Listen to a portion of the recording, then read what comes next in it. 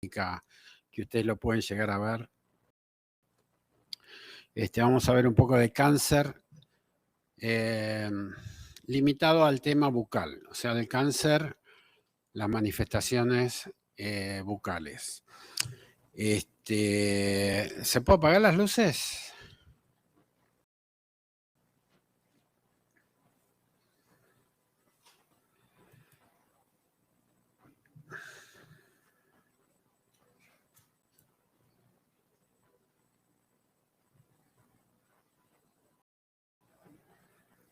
Bien. ¿Se puede apagar un poquito más? ¿Cuál es la tasa de cuántos sobreviven los portadores de un cáncer bucal? O sea, ¿cuál es la tasa de supervivencia que tiene esta enfermedad? En general se considera, esto es una estadística más o menos mundial, que el 65,3% de los pacientes sobreviven a esta enfermedad. ¿Y cómo es de común? Más o menos es el 3% de los casos en general de cáncer, de todos los cánceres. O sea, fíjense que acá tenemos una estadística, siendo el cáncer femenino de la mama el más frecuente, pulmón, próstata, colorectal. Fíjense que hay más o menos nuevos casos, esto es una estadística de Estados Unidos, hay 145.000 pacientes con cáncer colorectal como nuevo caso y hay 53.000 de cáncer bucal. O sea que es más o menos mucho menos que la mitad. A los 5 años, la supervivencia del cáncer bucal, por supuesto, que es esta torta de acá arriba, la mayor supervivencia la tienen los pacientes que tienen el cáncer localizado. Localizado quiere decir que todavía no tiene ningún tipo de diseminación regional a ganglios linfáticos ni metastásicos a distancia. Pero fíjense que en la torta de arriba, acá, el 47% son de regionales, o sea que ya están diseminados con alguna adenopatía regional en el cuello. O sea que dentro de todo, la primera manifestación de estos pacientes ya vienen con el tumor primario y un tumor secundario regional. Esto quiere decir que o hay mal diagnóstico durante el proceso, o sea, tanto odontológico, el paciente va a controlarse de un odontólogo, o médico, o otorrinolaringólogo, que generalmente es el que recibe estos pacientes, porque en realidad tendría que ser una enfermedad bastante más fácil de detectar porque se ve. O sea, es una situación que no está oculta. O sea, la boca, la lengua, los labios, el piso de la boca, el trígono retromolar, etcétera, etcétera. Es mucho más frecuente en hombres que en mujeres, pero hay una alta incidencia últimamente. Esto es hasta más o menos antes de empezar la década del 2000, pero fíjense cómo fue aumentando la incidencia en mujeres. Y esto, bueno, como ustedes saben, que tiene que ver con la relación de la bebida y el alcohol y el tabaco. Las mujeres empezaron a fumar mucho más que antes. Eso es estadísticamente cierto. La parte de la cirugía, el cáncer bucal se puede dividir en 3 partes. Vamos a dividirlo en lo que es puramente boca, que sería toda la parte desde la base de la lengua para adelante, y la parte de faringe y de laringe, siendo más o menos en la torta la mitad, es un poquito más frecuente en laringe que faringe. Las muertes más o menos representan un 30 y pico, 35, casi 40% quiere decir que más o menos está de acuerdo con la supervivencia como en la primera diapositiva, que era del 64. ¿Cómo es la distribución mundial de esta patología? Es raro, todavía no se sabe por qué, pero por ejemplo es muy frecuente en Francia. De los lugares de Europa es mucho más frecuente en Francia. No se tiene una idea de por qué, pero fíjense que estadísticamente la barra de Francia ocupa muchos pacientes y después la India se los relaciona con los hábitos que tienen en la India de tomar el té muy caliente, o sea, prácticamente quema, y eso aparentemente es irritativo a la mucosa bucal y eso se defiende a veces la mucosa bucal con queratosis o con una lesión blanca y después con un carcinoma de tipo epidermoide. Siendo en la mitad nosotros estamos más o menos en este lugar, no tenemos demasiada incidencia del cáncer bucal, pero tenemos nuestros casos. Dato de curiosidad histórica, estos son personajes que algunos de ustedes por la edad que tienen no los conocen, pero bueno, Humphrey Bogart fue el actor muy importante en su momento, es actor de una célebre película Casablanca, que está considerada una de las mejores películas de la historia del cine. George Harrison sí lo conocen porque fue un Beatle, murió con un cáncer de lengua, por un cáncer de lengua.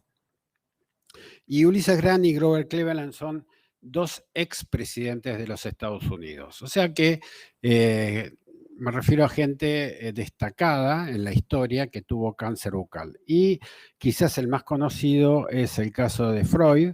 Freud tuvo un cáncer de maxilar superior del lado derecho y sirve como enseñanza, no en este ámbito, pero sí cuando hablamos en especialistas, sirve como enseñanza porque fue más o menos lo que pasa actualmente. O sea, la mala praxis con respecto a la falta de diagnóstico la vivió Freud durante muchos años. Él penó una enfermedad durante 16 años de su vida y terminó siendo también adicto a la heroína justamente para paliar los dolores que le provocaba ese tumor. Y el tumor empezó aparentemente, por lo que uno ha leído, empezó como una lesión blanca precancerosa, como vamos a ver después, y lo que ahora se conoce con el nombre de carcinoma verrugoso de Ackermann, que es un cáncer epidermoide ligeramente menos agresivo que un carcinoma epidermoide normal. Pero a Freud le hicieron cirugías con anestesia local, como en la época esa, que no había anestesia general. Después sí, la última cirugía muy mutilante que tuvo se le hicieron con anestesia general. Y tuvo muchos problemas con respecto a la evolución de su enfermedad. Inclusive él huyó del nazismo, él era judío, y huyó del nazismo en el año 1938 y fue a Inglaterra.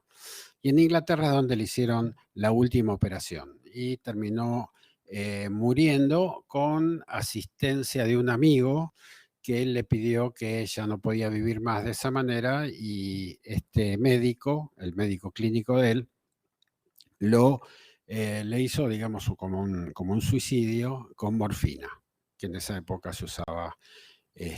Lo hizo creo que en 2 dosis de 400 miligramos, un día y al día siguiente. Y con eso terminó con la vida de él. Otros personajes, Castelli, nuestro prócer, Houseman, el jugador de fútbol, Trendelenburg, que era un médico muy, muy reconocido, ustedes lo conocen por la maniobra de Trendelenburg, también murió de un cáncer bucal, y Victorio Ocampo. Bueno, y esto es una anécdota que en realidad nunca se comprobó si fue así o no fue así. Ustedes, como se dan cuenta, Hello Kitty, que es el personaje de este dibujo, no tiene boca. y lo dibujó la creadora, que era una japonesa, la dibujó sin boca. Y se cuenta que eso no se pudo comprobar, que la hija de la artista tenía un cáncer de boca, aparentemente tenía una leucemia y tenía una manifestación de un cáncer bucal que fue inoperable, intratable, y por eso diseñó la cara de Hello Kitty sin boca. La etiología, en realidad se considera como una enfermedad multifactorial y el tabaco y el alcohol son los principales agentes etiológicos que se conocen, pero más como indirectamente, como irritando la mucosa. Hay una estadística que dice que más de 30 atados por año o 40 cigarrillos fumados así en un mes tienen una muy alta posibilidad de tener un cáncer bucal por irritación del humo, de la nicotina en la mucosa bucal. Si a esto lo asociamos con alcohol, o sea, si la gente es bebedora, entonces aumentan muchísimo más las posibilidades, casi exponencialmente. Esto es una cosa de actualidad que lo pusieron, en realidad todos nosotros sabíamos la relación del cáncer faríngeo, sobre todo, con el HPV, con el virus del HPV. Y esto pasó a ser Vox Populi por Michael Douglas, el actor que habló de su problema de cáncer en la garganta y que fue provocado por un contagio sexual. El cáncer bucal o faríngeo, como en este caso, ustedes ven acá una lesión en la garganta y en la zona del pilar, con una adenopatía regional, es considerado como un cáncer de origen de transmisión sexual y tiene que ser considerado así, como un cáncer vaginal, siempre y cuando sea producido en pacientes que tienen el virus del papiloma humano. Todas las estadísticas y los trabajos hablan de que es menos agresivo si el cáncer se instala en un paciente que tiene un papiloma, un virus de papiloma humano, es menos agresivo y tiende a tener menor recidiva, pero a su vez tiene que ver con la estadística si el paciente tiene virus del papiloma humano y además fuma. Si no fuma, tiene un muy bajo riesgo de recidiva, que es más o menos el 94%, pero fíjense que si tiene fumando más de 10 paquetes por año, el riesgo es muy alto, 42% de recidiva. Bueno, entonces hablamos que el carcinoma, entonces el cáncer de la zona faríngea, donde hay una infección del HPV, es considerado hoy en día una enfermedad de transmisión sexual. Bien, si nosotros vemos desde el punto de vista histológico una torta, vemos que el carcinoma epidermoide está más o menos en más del 90% de los casos. O sea que toda la mayoría histológicamente de los cánceres que nosotros vemos en la boca son carcinomas epidermoides. Después en la torta está repartido por glándulas salivales menores. Ustedes saben que las glándulas salivales son mayores, la parótida, las dos parótidas, las dos submaxilares y las dos sublinguales. Las dos sublinguales son las que están adentro de la boca, pero son consideradas glándulas mayores. Y además tenemos más o menos unas 200.000 glándulas menores en la lengua, en el piso de la boca, en el paladar, en la encía, en el labio. O sea que estoy hablando de la estadística esta de glándulas salivales menores dentro de la boca. Melanomas, linfomas y sarcomas también más o menos en porcentaje de 1%, 1%, 2%, etc. Estos casos son de tumores en el paladar de glándulas salivales menores. Esto que es bastante típico, el color azulado de un tumor en el paladar que obedece a un cilindroma, un carcinoma adenoide quístico, que es un tipo de cáncer de glándula salival. Acá vemos un adenocarcinoma de paladar y en esta es un tumor más expansivo, más grande, es un adenoma pleomorfo maligno, que es una forma de glándula salival, de tumor de glándula salival. Melanomas en la boca también hay. El diagnóstico es relativamente fácil si uno piensa en la patología, ¿no? Si uno no piensa en la patología, todos los diagnósticos son difíciles.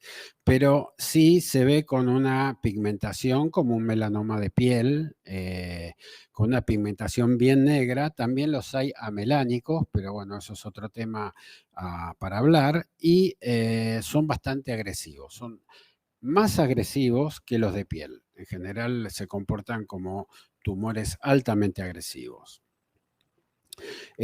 Acá vemos algunos ejemplos de, este es un linfoma, fíjense, es un linfoma Hodgkin que está ocupando más o menos como anatómicamente sería lo de los ganglios, ¿no? Que puede ubicarse en el anillo de Waldeyer, anatómicamente hablando. Este es ¿se ve? Esto es un sarcoma, un fibrosarcoma de maxilar superior. Por supuesto que la única manera de hacer este tipo de diagnóstico es con una biopsia, no hay otra. Y esta es una chiquita de 11 años con un osteosarcoma que ocupaba el maxilar inferior. De los carcinomas epidermoides, que es el más frecuente, la clínica se presentan de diferentes maneras. Después vamos a ver algunos casos, específicamente las formas clínicas. Pero, por ejemplo, acá en la zona de borde, una úlcera elevada, no dolorosa, con un fondo de tipo necrótico. Esta es una localización bastante frecuente, que es la zona posterior del último molar inferior, que se conoce con el nombre de trígono porque es como un triángulo, trígono retromolar. Y esta localización es la que se expande hacia el pilar anterior de la amígdala y se puede expandir también hacia la zona de lateral, subiendo a veces hasta la mejilla. Y este es un típico carcinoma epidermoide en forma de ulcerada. Ven este color amarillento de tipo necrótico, y con una úlcera bien con sus bordes vertidos, o sea, el borde se vuelve muy, como si fuera un volcán, ¿no? Una imagen de volcán. Vamos a nombrar las lesiones precancerosas que nosotros tenemos en la boca. La úlcera traumática tiene forma se ha ido el epitelio por un trauma, pero fíjense que la úlcera, los bordes no son tan elevados como en el carcinoma, el fondo puede llegar a ser necrótico, acá vemos otra úlcera, y lo que hay que descartar, acá vemos, esto es más parecido como si fuera un afta gigante, el paciente se puede llegar a morder y de ahí la indentación y el trauma que le provoca la mucosa. Todos nosotros nos hemos mordido alguna vez comiendo o inconscientemente y hemos tenido este tipo de lesiones. La úlcera traumática, lo que hay que hacer es darle por lo menos 15 días y ver si hay algún diente, alguna prótesis, algún gancho de prótesis que irrite y que lastime.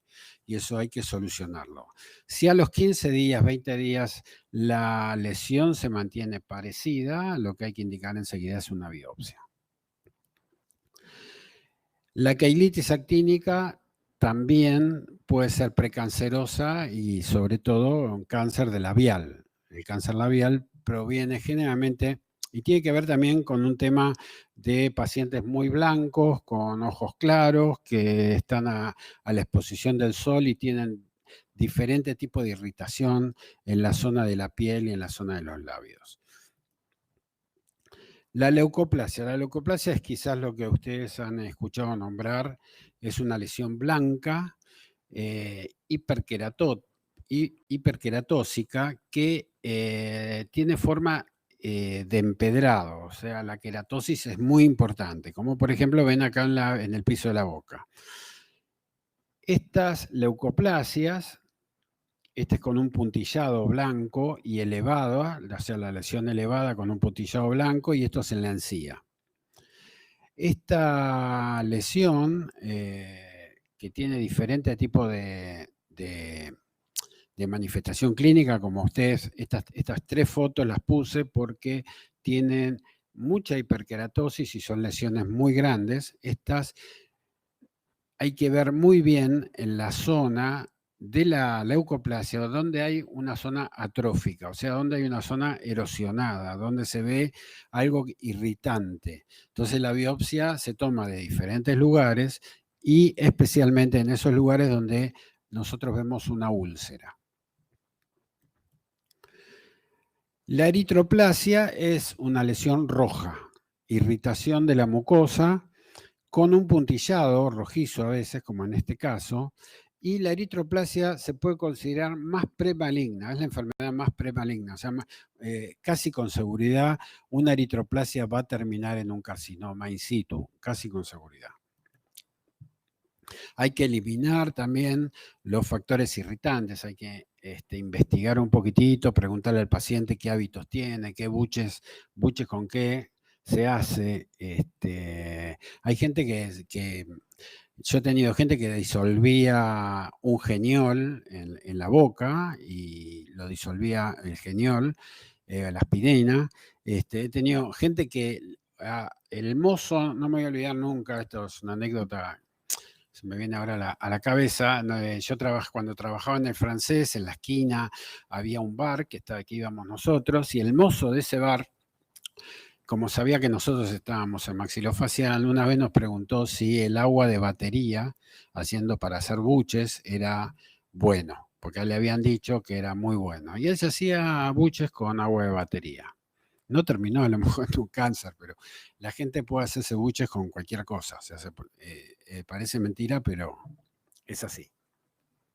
El carcinoma in situ a veces es muy difícil de determinar la presencia de un carcinoma in situ, pero nosotros tenemos una habitualidad de no solamente ver la lesión, sino también de palpar. O sea, la lengua hay que palparla. Si en la lengua hay una irritación y está indurada la base, o sea, si la zona esa de irritación está indurada, ahí hay que hacer una biopsia, porque eso puede ser un carcinoma. Como ustedes saben, el carcinoma in situ es un carcinoma que tiene atipías en el epitelio, pero que no atraviesa la membrana basal. O sea, ahí después se convierte en un carcinoma microinvasor. Esta es la evolución, digamos, de una lesión blanca que empieza con una hiperplasia, se hace una displasia epitelial mediana, después esta displasia va haciéndose mucho más importante, o sea, las células cada vez se ven más con mayores irritaciones nucleares, con formas raras, y termina en un carcinoma.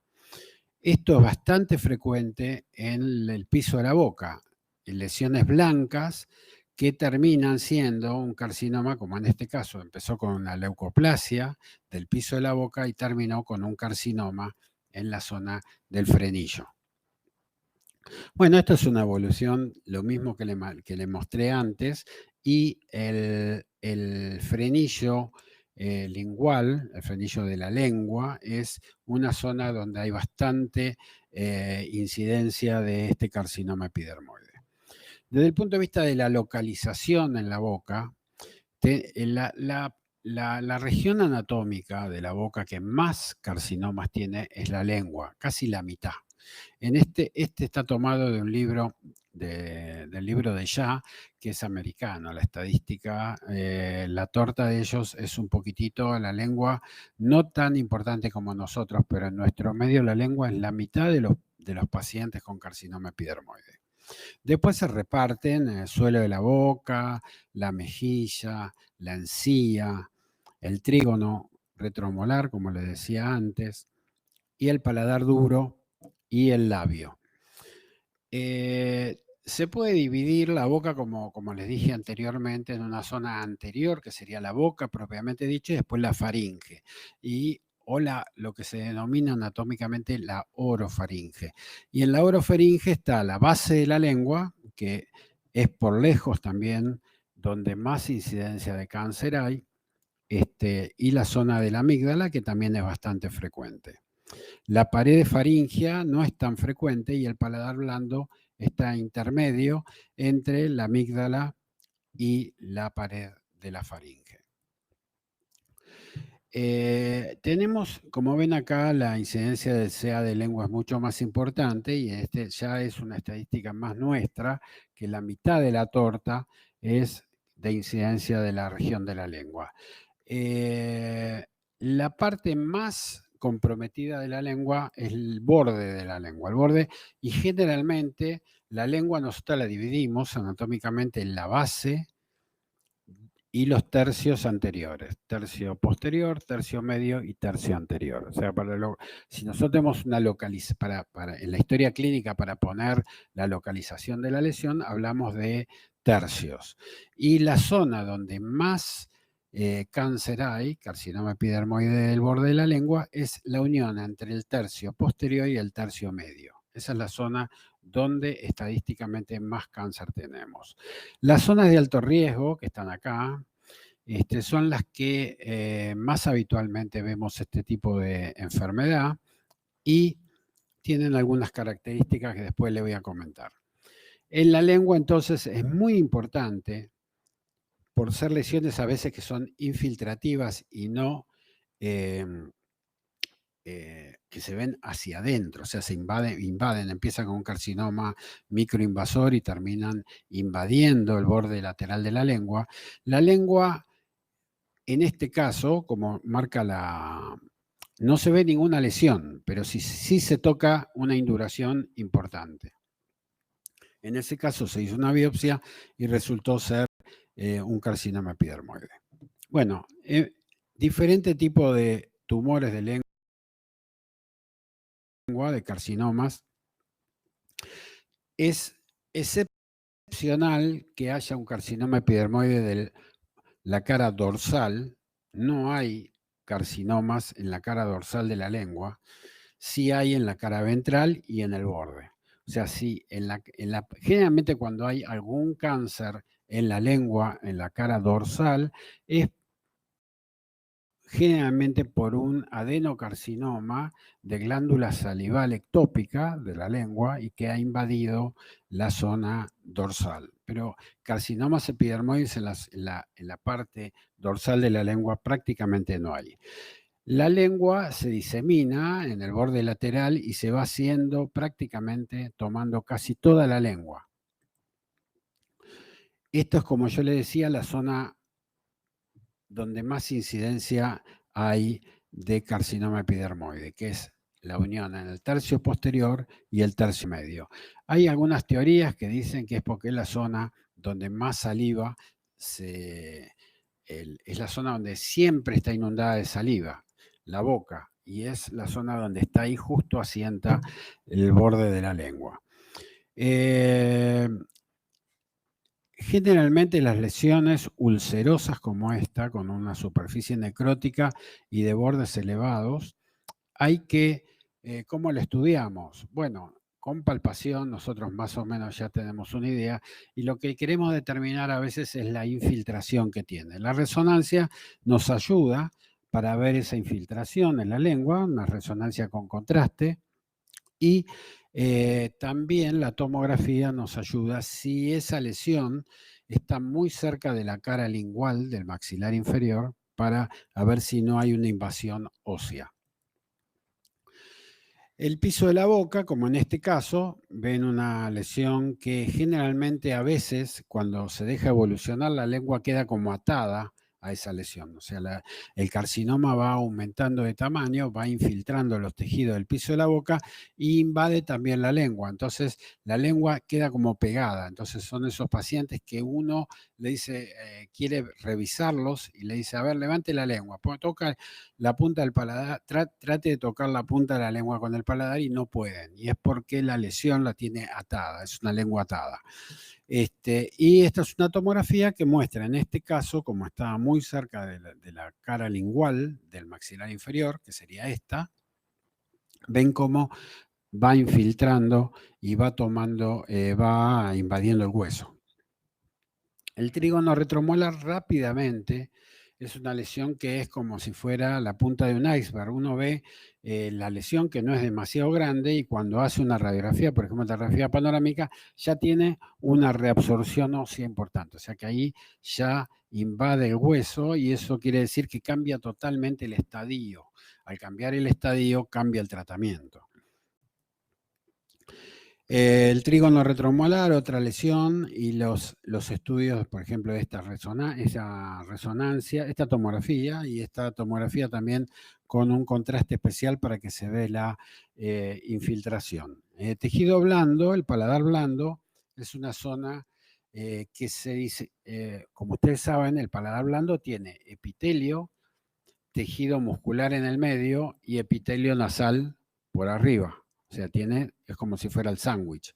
El músculo queda en el medio de los dos epitelios. Entonces, la lesión de paladar blando se extiende, es extensiva. O sea, rápidamente de un lado puede pasar al otro. Rápidamente puede tomar la úvula o puede tomar el otro lado. El paladar blando, por las secuelas que deja el tratamiento quirúrgico, entonces la regurgitación, el paciente no tolera después los líquidos, etcétera, etcétera, se ahoga, entonces generalmente no es de tratamiento quirúrgico. Después vamos a hablar dos palabras de tratamiento. La mucosa yugal es una zona muy agresiva de la boca. O sea, primariamente cuando hay un carcinoma de mucosa yugal, la evolución es muy rápida y muy infiltrante. En algunos casos puede llegar a infiltrar la zona del maxilar superior y cuando están en la zona de la tuberosidad del maxilar superior, o sea, esta parte que es posterior, lo que hay que determinar con alguna tomografía computada y una resonancia es ver si no infiltra la apófisis pterigoides. Si infiltra la región pterigomaxilar, está fuera de tratamiento quirúrgico. O sea, son zonas que ya no podemos abordar quirúrgicamente. Y la encía, los carcinomas de encía, a veces simulan, porque si ustedes ven estas radiografías, si a mí me muestran de un paciente de estas radiografías, yo digo, bueno, el paciente tiene una enfermedad periodontal, o sea, tiene una piorrea importante. Hay que ver muy bien cuando estas lesiones no son muy exofíticas, estos casos son de fácil diagnóstico, pero cuando no son muy exofíticas y cuando empiezan como irritación con un color rojo importante y con algún tipo de sangrado, se pueden confundir con gingivitis. Y eso, bueno, lo determina la biopsia. El labio tiene diferentes tipos de tamaños. Hay gente que todavía no sé por qué viene con este tipo de tumores. Cómo se llega, ¿no?, a tener este tipo de tumores. En general, el comportamiento de un carcinoma de labio es menos agresivo que el resto de la boca. Si hay más o menos imaginariamente, si uno traza una línea de los premolares en la boca, todo lo que es anterior es menos agresivo que lo que es posterior, desde el punto de vista pronóstico, ¿no? Nosotros para tener un estadio de la enfermedad, nosotros utilizamos, como cualquier otro tipo de cáncer del resto del organismo, utilizando el T, el N y el M, la clasificación de tumor, tamaño del tumor, metástasis, y el N es el ganglio linfático regional.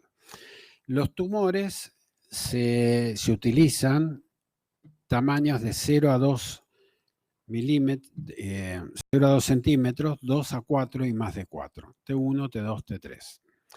diferentes tipos de tamaños, eso medido en el diámetro de la lesión. Entonces, el T es el tamaño.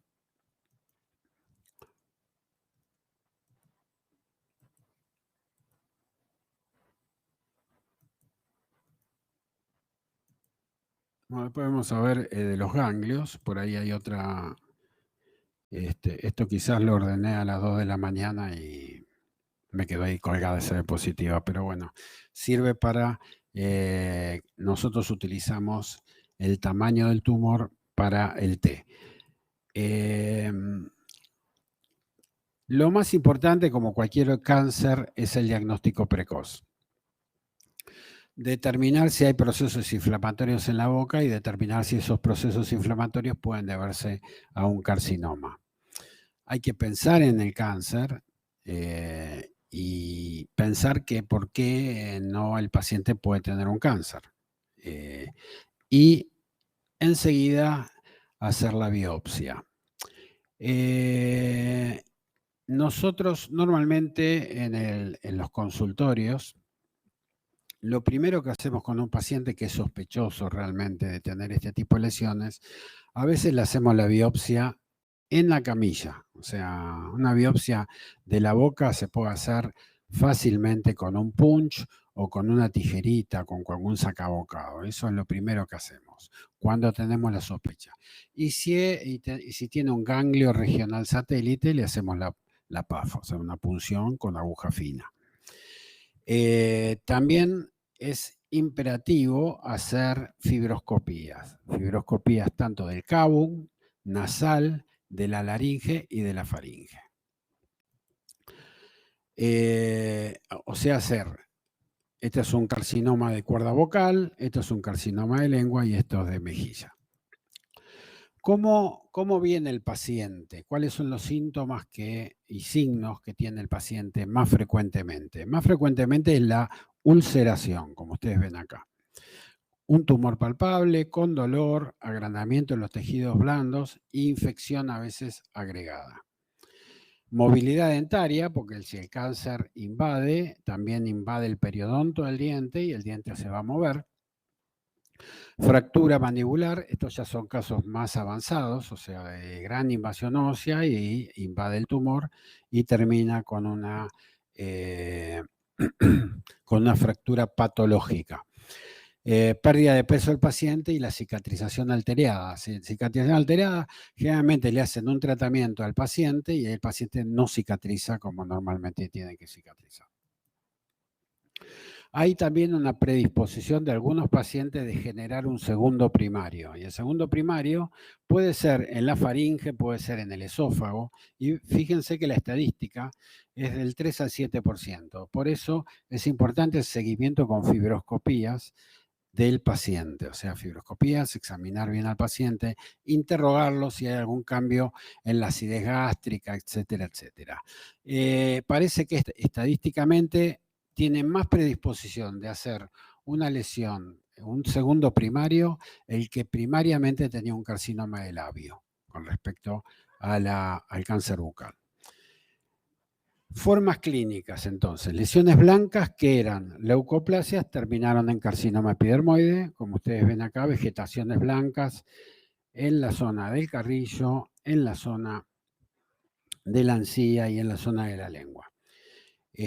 Lesiones rojas que generalmente al principio eran eritroplasias, pero pasaron desapercibidas, nadie las diagnosticó, terminaron en un carcinoma in situ y después en un carcinoma invasor. Este es un carcinoma típico como lesión roja de la borde de la lengua y de la zona del paladar, o sea, la zona del paladar con una descamación total del epitelio.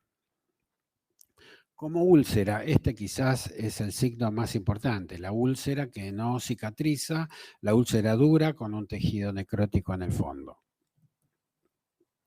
Y lesiones vegetantes. Las lesiones vegetantes son agrandamientos y también lesiones mixtas, lesiones de los tejidos blandos y lesiones mixtas que son úlcero necróticas y vegetantes, o sea, vegetaciones ulceronecróticas. Estas son de fácil diagnóstico. Un paciente que ya viene con este tipo de lesiones, ya en general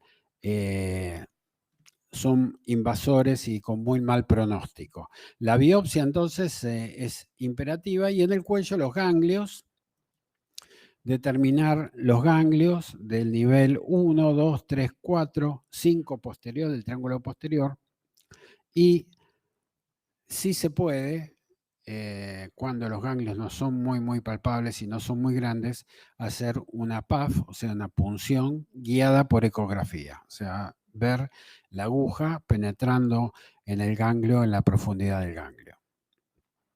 Esta es la diapositiva que le decía de los ganglios. Los ganglios, el diámetro mayor, nosotros utilizamos de 0 a 3, de 3 a 6 y más de 6 centímetros. N1, N2, N3. Algunos tipos de ganglios, que los ganglios del cuello pueden ulcerarse, crecer, y en este caso ya en pacientes terminales que con traqueostomía, porque no pueden respirar, inanición, en fin. La evaluación de la extensión de lesión entonces se hace con tomografías o resonancias.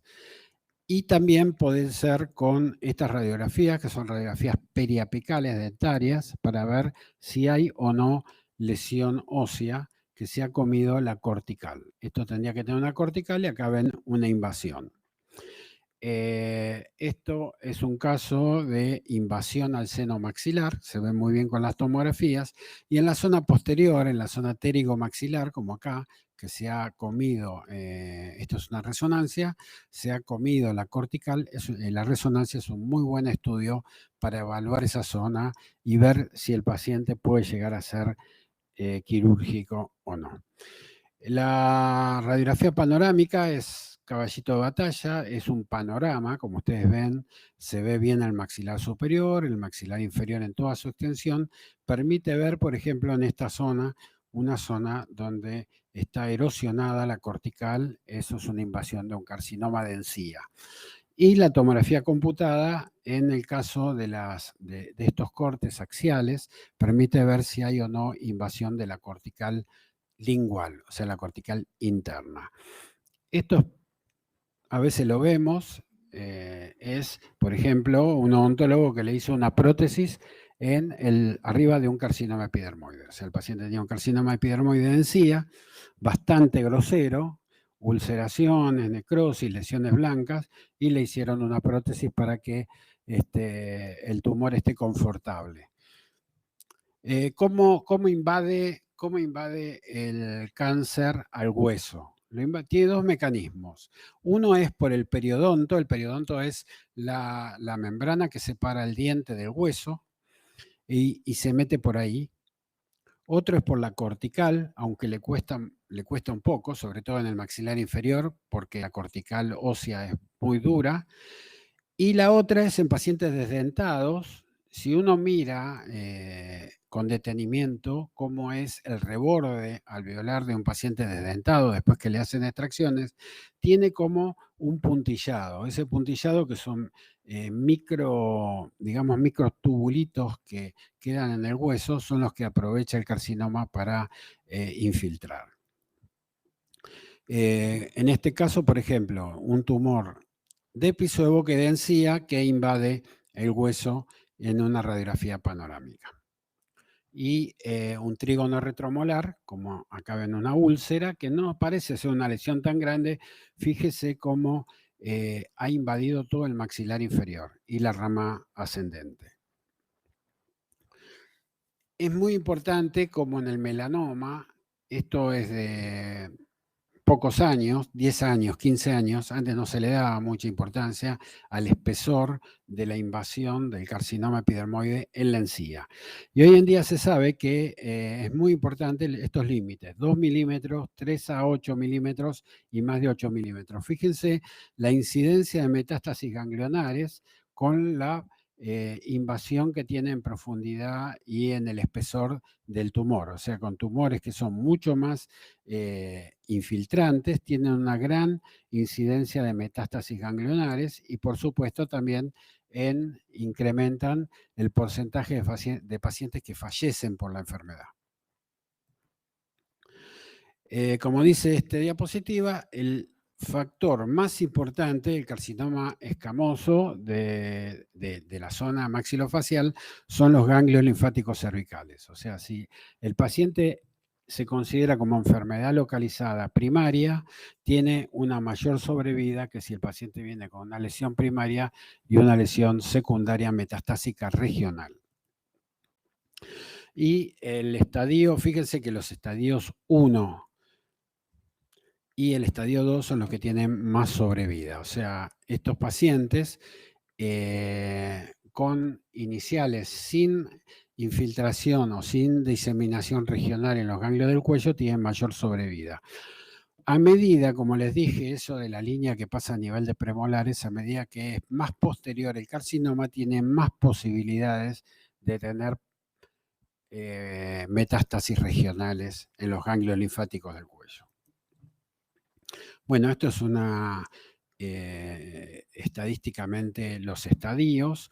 Como esto es, a grandes rasgos, son 3, 4 diapositivas de tratamiento. No les voy a mostrar ejemplos de operaciones, ni mucho menos, pero quiero que entiendan que la mayoría del tratamiento del carcinoma epidermoide de la boca es quirúrgico, primordialmente es quirúrgico.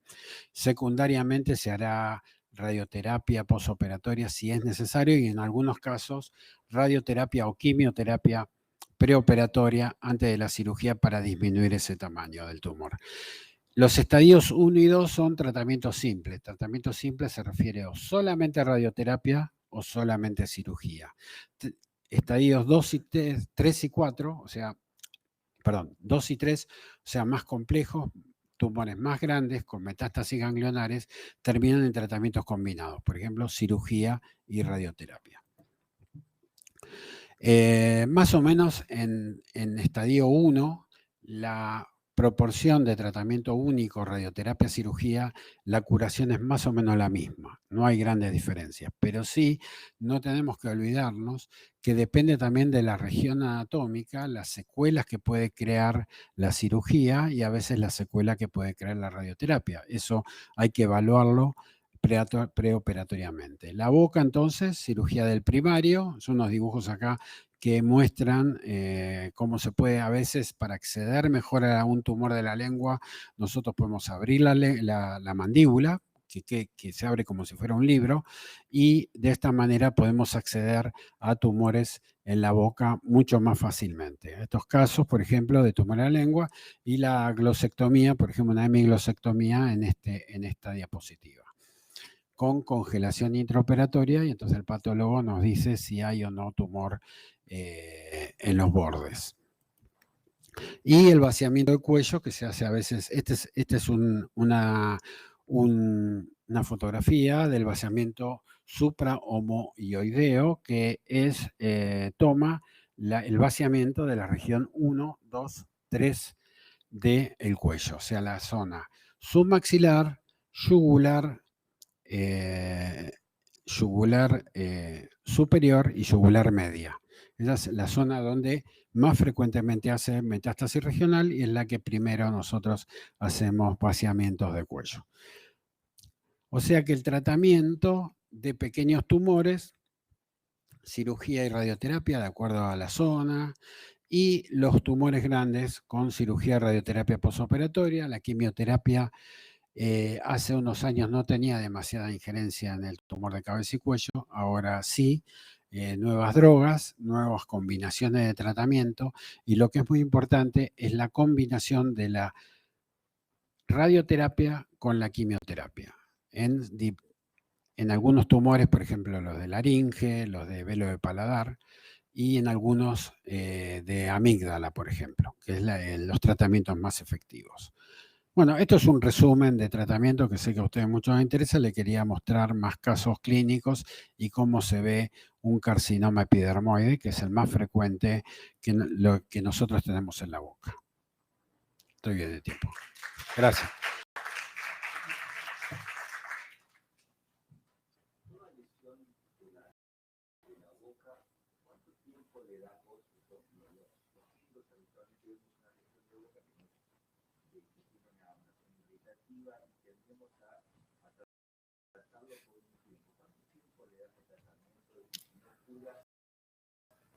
$20 días máximo. Si no curan en 20 días, es preferible una biopsia de más.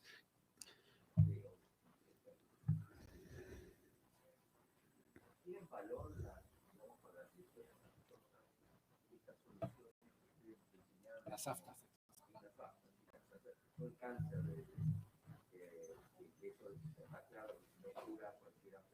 Sí.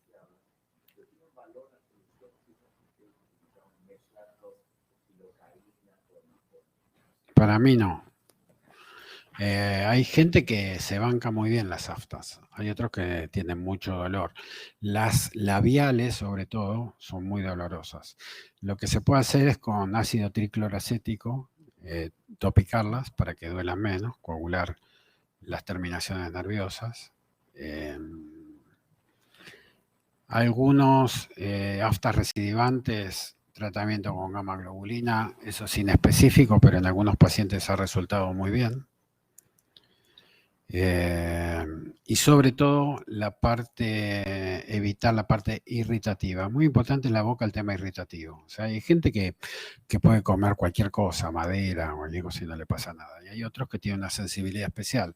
Estos pacientes con aftas a repetición, hay que tratar de evitar lo picante, la pimienta, sobre todo el tomate y el chocolate.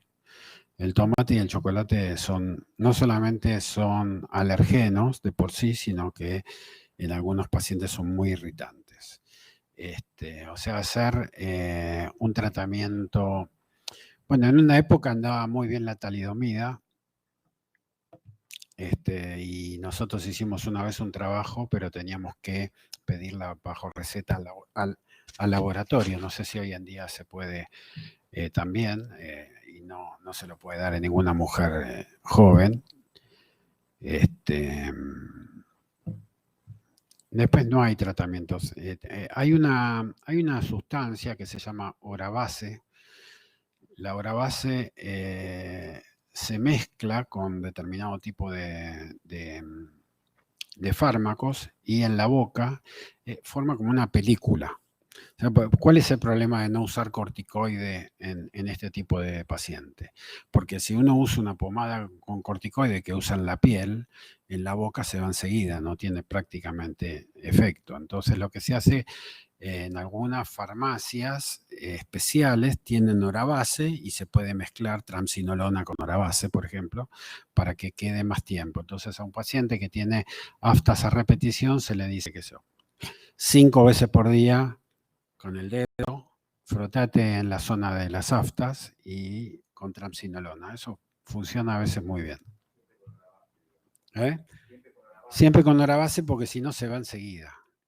No tiene mucho sentido. En algunos pacientes hemos hecho infiltración también con Decadron en la zona de la Decadron, generalmente con anestesia, ¿no? Pero uno trata de convencer al paciente que es dolorosa por 3 días y que se la banque. A lo sumo le hacemos una topicación.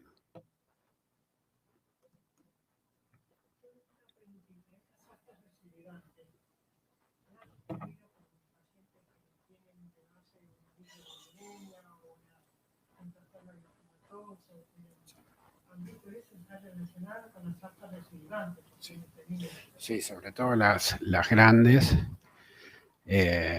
Sí, generalmente eso tiene alteraciones también de la fórmula blanca, esos pacientes. Sí, si uno tiene que tratar la enfermedad de base y confortarlos de la mejor manera posible. Es una buena. Usar triamcinolona para esos pacientes puede llegar a ser bueno. Estoy hablando de la sintomatología de bucal, sí. ¿Eh?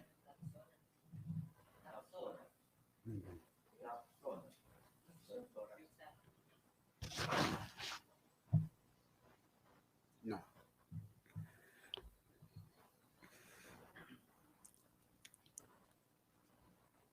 Bueno.